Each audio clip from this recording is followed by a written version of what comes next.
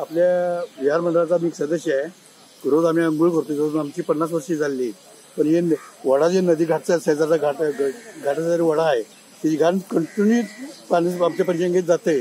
त्यात लोक तीर्थ म्हणून पितात पाणी. पण यांची घाण प्यायची पाळी आली. म्युन्सिपालिटीला काय कळत नाही काय ही पंचगंगा आहे का गटरगंगा आहे हे कळत नाही. आमचे विहार मंडळ किती वेळा तरी 1000 वेळा त्यांनी अर्ज दिलाय, संपर्क साधले, काय काय करतात, सगळं करतात.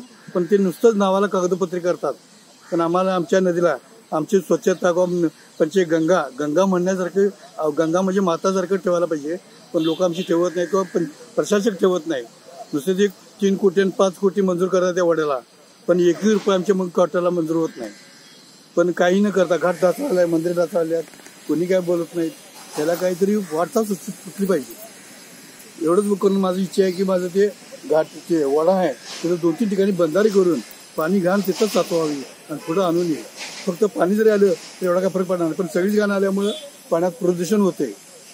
हा आणि मेन म्हणजे विष काय म्हणतात त्याला ॲलर्जी होती पाण्याची. लोकांना पाण्याचा आंघोळ आम्ही रोज करतोय तर प्रत्येकाने ॲलर्जी होत असते. पण नाही इलाजानं सवय लागली नदीची आंघोळीची ती करतातच लोक. पण लोकांना प्रशासनाने चांगलं पाणी द्यावं, चांगला वडा स्वच्छ करावा हीच विनंती आहे.